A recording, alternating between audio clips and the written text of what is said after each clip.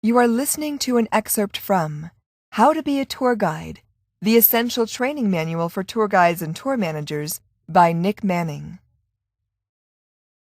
Chapter 4, Part 4, Additional Tour Guide Tricks.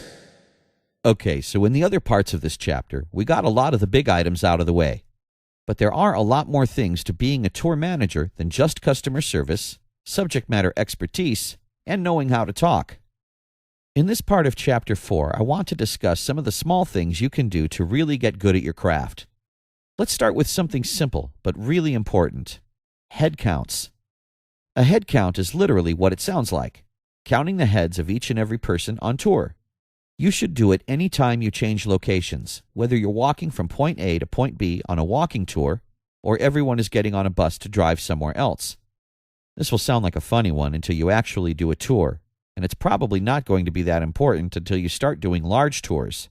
But it is important, for two reasons. The first is that you don't want to leave people behind accidentally, ever. It's okay to leave people behind on purpose. For example, if the person is late and your group have a train to catch, but not just because you didn't know they were there. If you want to know why that's important, I suggest you watch the 2003 movie Open Water, where two tourists get left behind by their tour guide when he does a bad head count. And, well, let's just say bad things happen to them. As a tour manager, I had nightmares about that movie for a long, long time afterwards. The second reason for doing a head count is a warm and fuzzy one. When people see you doing it, it shows that you're a professional and that you care. It will justify and reinforce to people why you're in charge. It will show you are concerned for the welfare of your guests. Conversely, head counting also makes sure that everyone on your bus belongs there. You'll laugh the first time a guest from another tour gets on your bus, but it will be a little bit harder the second and third time around. Okay, I still laugh. It's pretty funny to see their faces. The second thing I want to talk about in this section is practice, practice, practice. Do I sound like a broken record about this yet? I hope so, because I've mentioned it before. But I'll say it again. The more practice you get at leading groups and speaking in public, the better you'll be at this job. Why not start by doing something fun? If you look around, you'll usually find local groups running free tours you can join that will give you valuable tour guiding experience. In my hometown of Brisbane, for example, there is a greeters group, which is part of a larger worldwide organization that uses locals to greet tourists to various cities. Search for Global Greeter Network online to find their site. If you can't find a local group, why not make one? My brother moved to a new town and wanted to meet people, but found there were no groups in that area that looked after visitors. So he set up a Facebook page to meet people in the area, make new friends, and go to the movies and visit bars. Within a year, he had 500 plus members. Now, this isn't a tour group per se, but it's only a small jump of logic to see that new people to an area might want to get a free walking tour as well. The third thing I want to talk about is the concept of being switched on.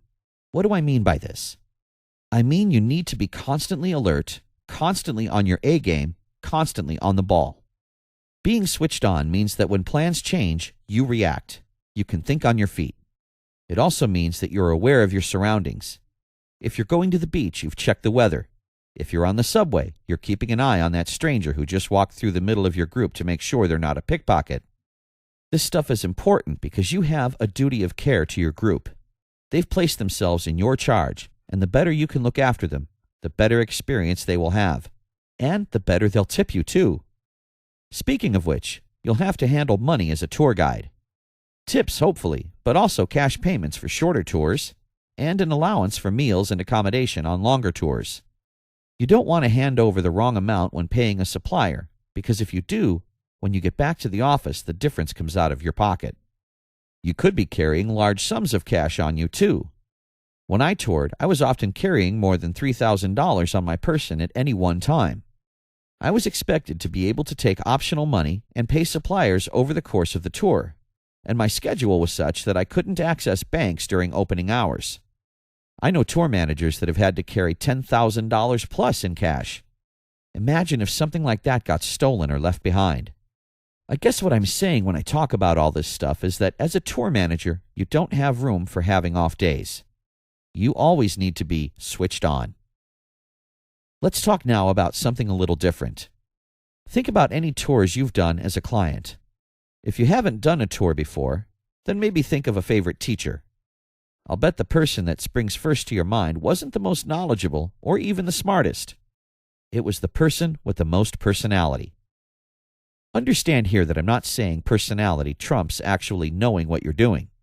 There's a reason that being a subject matter expert has its own section toward the front of this chapter. But I am saying that personality is important. If tours were a cake, personality would be the icing. It's the stuff that makes everything else seem more interesting. Without it, all that knowledge is just a little bit bland. So what do I mean by personality? I mean not just being a robot. I mean laughing and smiling and being human enough to get excited and expressive about things. Not all of your personality traits will be appropriate to being a tour guide. If, for example, you swear like a sailor, it's probably not a side of your personality you want to show, especially if there are children around. But if you love bad jokes or good food or have a rock collection or love drawing or saying silly things or quoting Shakespeare, wearing silly hats or dancing in the street or singing, don't be afraid to break it out when it's appropriate to do so and get your clients engaged and involved. Personality helps create memories, and memories are what people are truly searching for. A word of advice, though. Be yourself. Don't try and fake personality. Don't wear a funny hat if you can't pull it off. Don't be weird. Finally, I want to talk about the concept of adding value. We'll cover this more in our chapter on pricing your tour, but it's worth mentioning here too. For the full audiobook, check out How to Be a Tour Guide, available on Amazon and iTunes now.